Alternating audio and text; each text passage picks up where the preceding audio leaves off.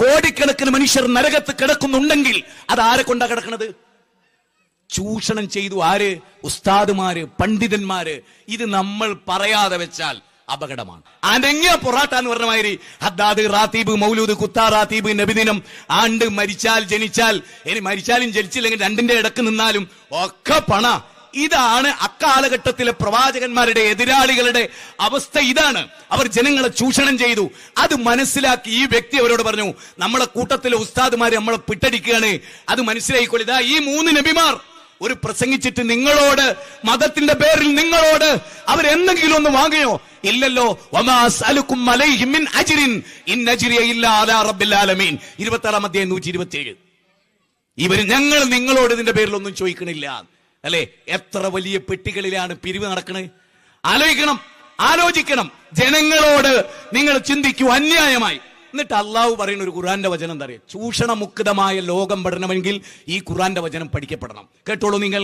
സൂറത്ത് തൗബയാണ്. സൂറത്ത് തൗബയിലെ 34 വായിച്ചു തീരുമ്പോ, 35 വായിച്ചു തീരുമ്പോ, 36 വായിച്ചു തീരുമ്പോ ഒരു വലിയ അനുഭവമായിരിക്കും. 9-ാം അധ്യായത്തിന്റെ 34, 35, 36 മൊബൈലിൽ റെക്കോർഡ് ചെയ്ത് വെച്ചോളൂ. എന്നിട്ട് വീട്ടിൽ പോയിട്ട് ഏത് തഫ്സീർ എടുത്തോ അത് വായിച്ച കിടുങ്ങിപ്പോവും. അല്ലാഹ് എന്താ പറയണറിയോ? യാ അയ്യുഹല്ലദീന ആമനൂ ഇന്ന കസീറൻ മിനൽ അഖ്ബാരി വറുഹ്ബാനി ലയഅകുലൂന അംവാലൻ നാസി ബിൽ ബാതിൽ വയസുദ്ദൂന അൻ സബീലില്ലാഹ്. ആയത്ത് ശരിക്ക് ശ്രദ്ധിക്കണം, അർത്ഥം ശരിക്ക് ശ്രദ്ധിക്കണം. അപ്പോൾ അപകടം മനസ്സിലാകുക. സത്യവിശ്വാസികളെ, അതാരാ? ഇവിടുത്തെ മുസ്ലിങ്ങളാണല്ലോ. അള്ളാഹുലും അന്ത്യദിനത്തിലും മലക്കുകളിലും കിതാബിലും വേദഗ്രന്ഥത്തിലൊക്കെ വിശ്വസിച്ച ആളുകൾ നമ്മളാണല്ലോ.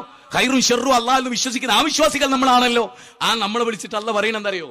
പണ്ഡിതന്മാരിലും പുരോഹിതന്മാരിലും പെട്ട ധാരാളം പേർ ജനങ്ങളുടെ ധനം അന്യായമായി തിന്നുകയും. അത്രയും വായിച്ച് ഞാനൊന്ന് ഫുൾ സ്റ്റോപ്പ് ചെയ്തൊരു കാര്യം പറഞ്ഞോട്ടെ. റഹ്മാനായ റബ്ബ് എന്താ പറയുന്നത്? നിങ്ങളെ നാട്ടിൽ ജീവിക്കുന്ന 100 പണ്ഡിതനുണ്ടെങ്കിൽ അതിൽ 99.25 അരക്കാലും അന്യായമായി നിങ്ങളെ ധനം തിന്നും. അല്ല കേട്ടോ പറയുന്നത്, എന്നോട് ദേഷ്യം പിടിക്കണ്ട. അതിന് അല്ല പറഞ്ഞ കാരണം എന്താ അറിയോ? അങ്ങനെ ഓൽക്ക് തിന്നാൻ ജനങ്ങളിൽ നിന്ന് കിട്ടണമെങ്കിൽ ഒരു കാര്യം ഓല ആദ്യം ചെയ്തിരിക്കണം. അടിവരട്ടോളി, ഓല ആദ്യം ഒരു കാര്യം ചെയ്തിരിക്കണം. അത് ചെയ്യാതെ ജനങ്ങളുടെ ധനം ഓൽക്ക് തിന്നാൻ പറ്റൂല. മുജാഹിദ് പണ്ഡിതന്മാർക്ക് മുജാഹിദ് ജനങ്ങളുടെ ധനം തിന്നാൻ പറ്റൂല. എന്തുകൊണ്ടറിയോ? വയസുദ്ദൂന അൻ സബീലിൽ ഓലും നടത്താത്തോണ്ട്. അല്ല എന്താ ഇവിടെ ആയത്ത് പറഞ്ഞേ? വയസുദ്ദൂന അൻ സബീലില്ല. ഹദ്ദാദ് കഴിച്ചാലേ പണം ഉണ്ടാക്കാൻ കഴിയൂ. അപ്പൊ എന്താകണോ? ഹദ്ദാദ് ഇസ്ലാം അല്ല. അല്ല തുറന്നു പറയാൻ, ഇസ്ലാം അല്ലാത്തൊന്നിനെ കെട്ടിപ്പടുത്ത് കൊണ്ടുവന്നാലേ ഓൽക്ക് പൈസ ഉണ്ടാക്കാൻ കഴിയൂ. യഥാർത്ഥ ഇസ്ലാം പ്രകാരം നിങ്ങൾക്ക് ഒന്നും ഉണ്ടാക്കാൻ കഴിയൂല. നിങ്ങളൊന്ന് ആലോചിച്ചു നോക്കേ. എന്റെ പൊന്ന് മുസൽമാനെ, ഇത് അള്ളാന്റെ. എന്നിട്ട് അല്ല ഒന്നുകൂടി പറഞ്ഞു, ഈ പണ്ഡിത പുരോഹിതന്മാരെ കയ്യിലായിരിക്കും ഏറ്റവും കൂടുതൽ ധനം ഉണ്ടാവുക.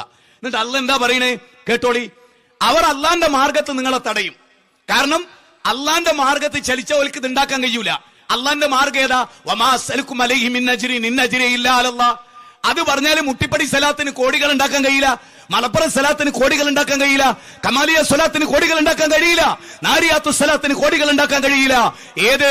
വയസുദ്ദൂന അൻ സബീലിൽ നടന്നിട്ടില്ലെങ്കിൽ 27 രാവിൽ പള്ളിയിൽ ഇത്തിക്കാഫിരിക്കേണ്ട ജനതയെ മലപ്പുറം മൈതാനത്ത് കൊണ്ടുവന്നിട്ടല്ലാതെ, അഥവാ സുന്നത്തിൽ നിന്ന് തെറ്റിച്ച് ബിദ്അത്തിൽ കൊണ്ടുവന്നാലല്ലാതെ യൗകുലുന അംവാലൻ നാസ് ബിൽ ബാത്തിൽ വയസുദ്ദൂന അൻ സബീലിൽ നടക്കൂല. മനസ്സിലായിക്കോളി. ഇനി മുജാഹിദുകളോട് ഖുർആൻ ഒന്നുകൂടി വായിച്ചാൽ നമുക്കിത് തിരിഞ്ഞിട്ടില്ല, വേറെ ആർക്കും തിരിയില്ല കേട്ടോ. നമുക്കിത് തിരിഞ്ഞിട്ടില്ലെങ്കിൽ ഒരാൾക്ക് തിരിയില്ല. നമുക്കിത് തിരിഞ്ഞാൽ മാത്രമേ നമുക്ക് ഇതിന്റെ ഗൗരവം മനസ്സിലാവൂ. അപ്പോഴേ നമ്മൾ നമ്മുടെ അമ്മായിയോട് ഇത് പറയൂ. അപ്പോഴേ നമ്മൾ നമ്മുടെ എളാപ്പയോട് പറയൂ. തമാശയല്ല.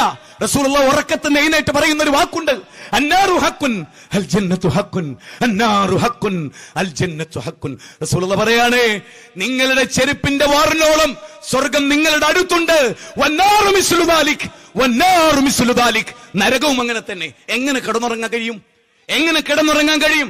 മസലി വമസലകും കമസൽ റജുലിൻ നൗകദ നാറാ. റസൂലുള്ളാഹി പറയാ, എന്റെ ഉദാഹരണം ഒരു തീ കത്തിച്ചവന്റെ ഉദാഹരണം പോലെയാ.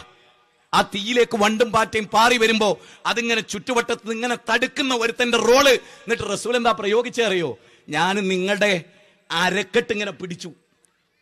അൻതും റസൂൽ പറയാണ്, നിങ്ങൾ എന്റെ കൈ ഇങ്ങനെ. റസൂൽ പറയാണ്, ഞാൻ നിങ്ങളെ അരക്കെട്ടിന് പിടിച്ചപ്പോ നിങ്ങൾ ഇങ്ങനെ തട്ടിയിട്ട് എന്റെ കൈ നിങ്ങൾ പുറത്തോട്ട് എറിഞ്ഞു. എന്നിട്ട് നിങ്ങൾ നരകത്തിലേക്ക് ചാടി. അള്ളാഹുവിന്റെ റസൂലിന്റെ ഉദാഹരണ. റസൂല് ചെയ്യേണ്ട ദൗത്യ ആ റസൂലിന്റെ മാർഗമാണ് നമ്മുടെ മാർഗം. ആ മാർഗം അവലംബിക്കുമ്പോഴാണ് ഇവിടെ വിജയം.